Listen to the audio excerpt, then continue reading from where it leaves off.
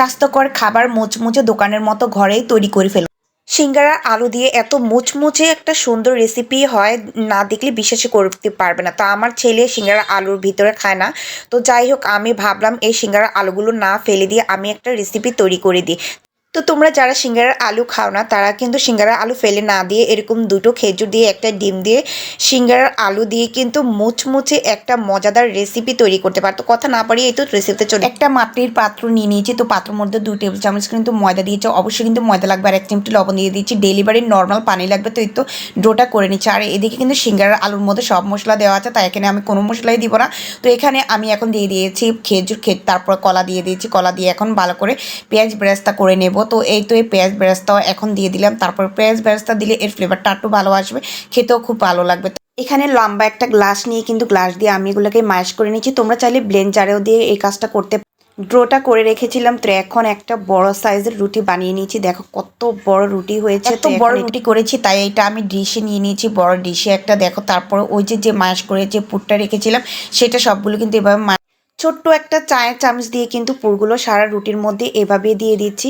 তো তোমরা চাইলে এই ব্লেন্ডারে কিন্তু এই পুরটা করতে পারো। আমি একটু দানা দানা রেখেছি, কারণ আমার যখন এই পুরটার আমি রোল করব তখন রোল করলে কিন্তু এটা যখন একটু এই যে খেজুরের এটা যখন মুখে লাগবে তখন খেতে কিন্তু খুব ভালো লাগবে। তো রুটির মাঝখান থেকে পুরো একটু সরিয়ে নিয়েছি, যাতে আমার রোলগুলো করতে সুবিধা হয়। তো এই তো আমি কিন্তু 3 কোণা বরাবর কিন্তু মাঝখান থেকে কিন্তু এই রোলগুলো শেপ কেটে নিয়েছি। তোমরা চাইলে এই রোলগুলো কিন্তু ঠিক এই যে কোণা থেকে কিন্তু নিচের দিকে নামিয়ে নামিয়ে কিন্তু এভাবে কিন্তু রোলগুলো শেপ দিতে পারো। তো আপু ঠিক এভাবে ডিশটাকে ঘুরিয়ে ঘুরে, যেহেতু আমার সহজ হয় তাই এভাবে আমি রোলগুলো বানিয়ে নিয়েছি। তো এই তো রাত 11টার দিকে আপুর কিন্তু এই রোলগুলো তৈরি হয়ে গেছে। মাত্র একটা রুটি দিয়ে দেখো কত সহজে কিন্তু আপু এই রেসিপিটা তৈরি করেছে। তো কতগুলো আমার রোল হয়েছে, তো মুচমুচে। আসলে আমি এখন ফ্রাই প্যানে তেল বসিয়ে দিয়েছি চুলার মধ্যে। এই তো চুলার মধ্যে দিয়ে দিয়েছি, আর তেলটাও গরম হয়ে গেছে। আর এক এক করে আমি এইভাবে রোলগুলো দিয়ে দিব।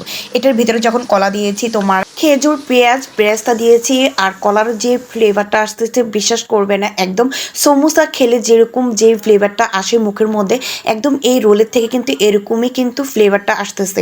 তো দেখো কতটা কালার সুন্দর হয়েছে, ভিতরটা কিন্তু একদম সমোসার মতো হয়েছে। দোকানে দিয়ে সমোসা আমরা বানিয়ে খাই একদম সেগুলোর মতো। আর কালারটা দেখো, কলা যেহেতু দিয়েছি কলার কিন্তু কালারটা কিন্তু কলারের জন্য এরকম কিন্তু আসছে।